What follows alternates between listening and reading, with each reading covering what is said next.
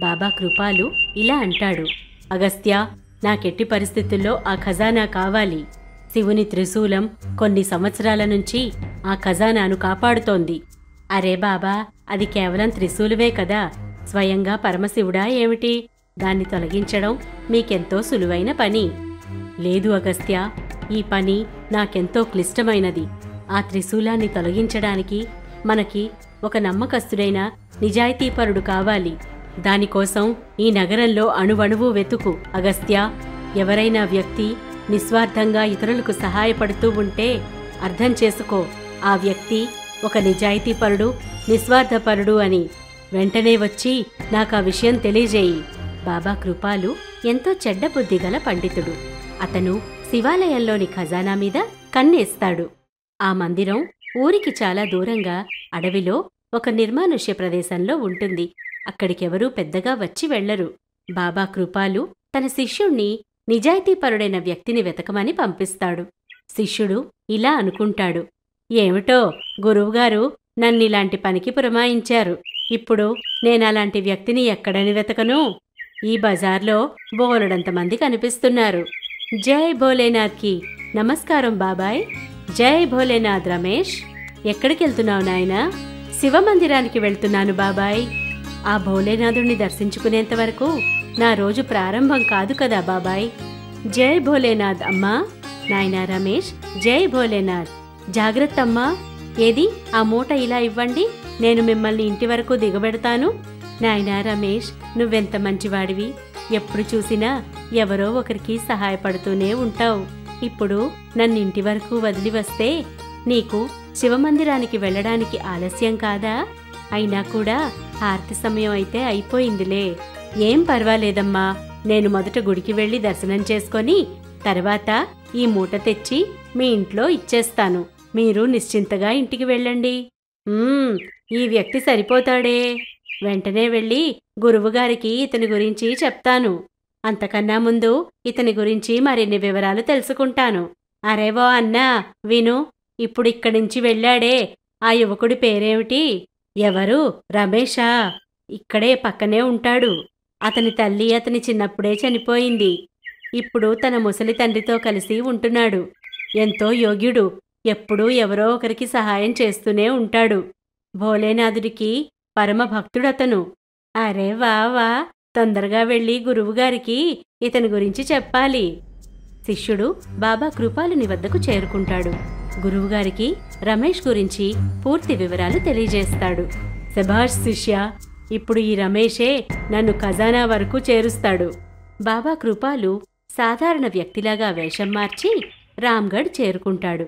రమేష్ వివరాలు అడుగుతూ అతని ఇంటి వరకు చేరుకుంటాడు.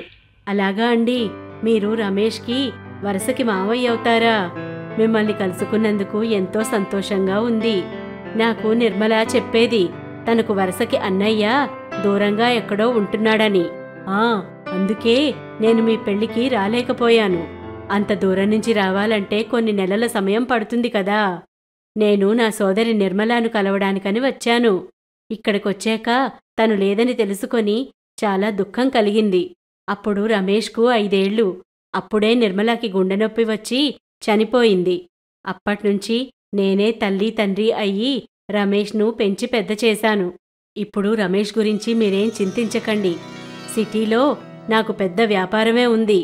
అందుకే రమేష్ని నాతో పాటు తీసుకెళ్లడానికొచ్చాను. నాతో పాటు ఉండి వ్యాపారం చూసుకున్నాడంటే బోలెడని డబ్బులు సంపాదిస్తాడు. గొప్పవాడవుతాడు. అబ్బా, ఎంతో సంతోషకరమైన విషయం చెప్పారండి. తన మామయ్య దగ్గర పనిచేయడం అంటే అంతకన్నా మంచి విషయం ఏముంటుంది? అదిగో మాటల్లోనే రమేష్ కూడా వచ్చాడు. నాన్నగారు, ఇగో తీసుకోండి భోలేనాథుని ప్రసాదం. ఇలా ఇవ్వు నాయనా. అరే, ఈయనగారికి కూడా ప్రసాదం ఇవ్వు. లేదు, ప్రసాదం నేను తర్వాత తీసుకుంటాను. ఇప్పుడు కొంచెం నీళ్లు తాగుతాను. నేనిది వరకు మిమ్మల్ని ఎక్కడా చూడలేదే. మీరెవరు? నాయనా రమేష్, ఇతను నీకు మావయ్య అవుతారు. నిర్మలాకు అన్నయ్య వరుస అవుతారు. చాలా దూరపు చుట్టం. ఈయనకు సిటీలో పెద్ద వ్యాపారమే ఉంది. కాని ఆయనకు పిల్లలెవరూ లేరు. అందుకే ఆయన నువ్వతని వ్యాపారాలు చూసుకోవాలని ఆశిస్తున్నారు.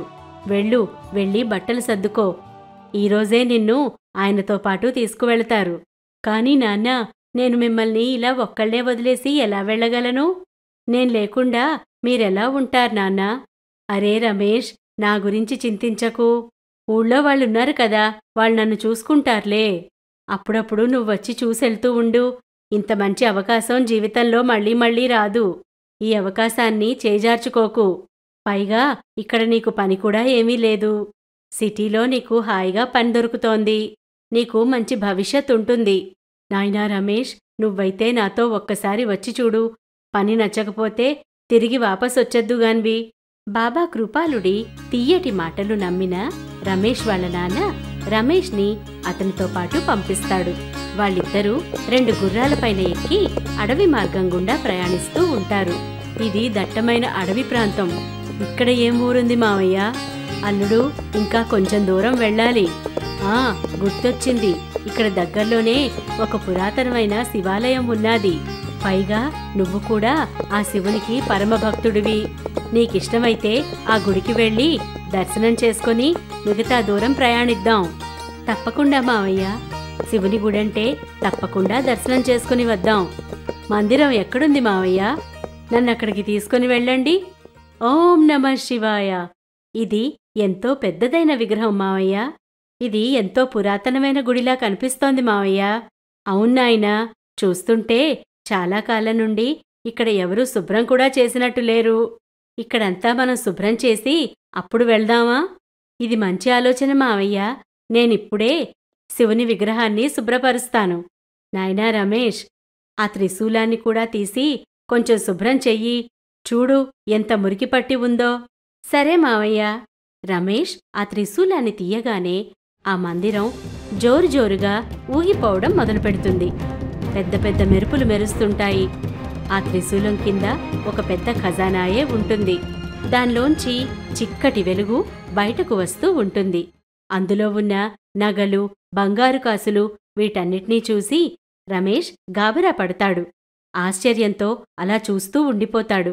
మావయ్య, ఈ ఖజానా ఎవరిది? ఈ ఖజానా ఈ మందిరానికి సంబంధించిందనుకుంటాను రమేష్. నాయనా రమేష్, ఇదేదో అద్భుతంగానే ఉంది. కాని దీన్ని మనం ఇక్కడే వదిలేసి వెళ్తే దొంగలు దోపిడీ చేసేస్తారు. ఒక పని చేద్దాం. ఈ ఖజానానంతటినీ గోనె సంచుల్లోకెత్తుకొని ఊళ్ళోకెళ్ళి పేదవాళ్లందరికీ పంచిపెడదాం. మీరు సరిగ్గా చెప్పారు మావయ్య. ఇది భగవాన్ శివుని ఆశీర్వాదం అనుకొని ఈ ఖజానాని మన వెంట తీసుకెళ్దాం మావయ్య. పేదవాళ్లకి ఉపయోగపడుతుంది. నాయనా రమేష్, అంత భూమిలోపలికి నేను వంగలేను. ఒక పని చెయ్యి. నువ్వు ఆ ఖజానానంతటినీ గోనె సంచుల్లో నింపి నాకందిస్తూ ఉండు. నేనా బస్తాల్ని గుర్రాలపైకెక్కిస్తాను. అమాయకుడైన రమేష్ బాబా కృపాలుడి మాటలు నమ్ముతాడు. ఆ ఖజానానంతటినీ గోనె సంచుల్లో నింపుతూ బాబా కృపాలుడికి అందిస్తూ ఉంటాడు. రమేష్ మొత్తం ఖజానాని గోనె సంచుల్లో నింపగానే కృపాలుడు ఆ ఖజానా ద్వారాన్ని మూసివేస్తాడు. అరే, ఈ భూగృహం తలుపెలా మూసుకుపోయింది? మావయ్యా, మావయ్యా, ఎక్కడున్నారు? ఈ భూగర్భ తలుపు హఠాత్తుగా మూసుకుపోయింది మావయ్యా. అప్పుడు కృపాలుడు నవ్వుతూ, నేనేమీ నీకు మావయ్యని కాదు. నా పేరు కృపాలుడు. నేను నిన్నిక్కడికి కావాలనే తీసుకొచ్చాను. ఎన్నో ఏళ్లనుంచి ఈ ఖజానా పొందాలని అనుకుంటున్నాను. ఇన్నాళ్లకి నా చేతికి దొరికింది. చలో, ఇప్పుడు నేనిక్కడి నుంచి వెళ్ళిపోతున్నాను. హే ప్రభు శంకరా, ఏమిటిది ఇలా జరిగింది? మీ ఖజానాను దొంగిలించడంలో నేనితనికి సహాయపడ్డానా? పెద్ద పాపమే చేశాను ప్రభూ. నన్ను రక్షించు ప్రభూ. నాకు సహాయం చెయ్యి ప్రభూ. లేదంటే ఈ బాబా ఖజానా మొత్తం ఎత్తుకొని పారిపోతాడు. హే భోలేనాథుడా, నాకు సహాయం చెయ్యి. రమేష్ ఆ భోలేనాథుణ్ణి తలుచుకోగానే శివుని విగ్రహం అటూ ఇటూ ఊగడం మొదలుపెడుతుంది. మందిరంలో గంటలు వాటంతటవే మోగుతుంటాయి. ఆ భూగర్భం యొక్క తలుపులు వాటంతటవే తెరుచుకుంటాయి. రమేష్ అక్కడ్నుంచి బయటపడతాడు. బాబా కృపాలు తన శిష్యుడితో కలిసి ఆ గుర్రాలనెక్కడానికి వెళుతూ ఉంటే శివుని విగ్రహంలో నుంచి మాటలు వినిపిస్తాయి. రమేష్ ఈ త్రిశూలాన్ని తీసుకొని ఆ బాబా కృపాలుణ్ణి సంహరించు. అతను ఈ ఖజానాను పొందడానికి ఎందరో అమాయకులను బలి తీసుకున్నాడు. రమేష్ ఆ త్రిశూలాన్ని తన చేతిలోకి తీసుకొని బాబా కృపాలుడి ఛాతీపైన పొడిచి సంహరిస్తాడు. బాబా కృపాలుడి శిష్యుడు అక్కడ్నుంచి పారిపోతాడు. అప్పుడు అక్కడ భగవాన్ శంకరుడు ప్రత్యక్షమవుతాడు. రమేష్, నువ్వు నాకు పరమ భక్తుడివి. నువ్వు నీచుడైన ఈ బాబా కృపాలుణ్ణి సంహరించి నా మందిరంలోని ఖజానాను కాపాడావు. ఇప్పుడు ఈ ఖజానాను నీ ఇంటికి తీసుకువెళ్ళు. దానితో పేదవారిని, అవసరంలో ఉన్నవాళ్లని ఆదుకో. నా ఆశీర్వాదం నీపై ఎల్లవేళలా ఉంటుంది. హే ప్రభూ, మీ దర్శనం చేత నా జన్మ ధన్యమైంది. మీరెలా చెప్పారో ఆ విధంగానే చేస్తాను. నా జీవితాన్ని ఇతరులకు సహాయపడడంలో ఉపయోగిస్తాను. ఓం నమః శివాయ. బం బం బోలే. అప్పుడు భగవాన్ శివుడు అక్కడ్నుంచి అంతర్ధానమైపోతాడు. నేస్తాలు, కథ నచ్చిందా? కామెంట్ బాక్స్లో తప్పక తెలియచేయండి. ఇలాంటి మరిన్ని కథల కోసం మా ఛానల్ను సబ్స్క్రైబ్ చేసుకోండి. ధన్యవాదాలు.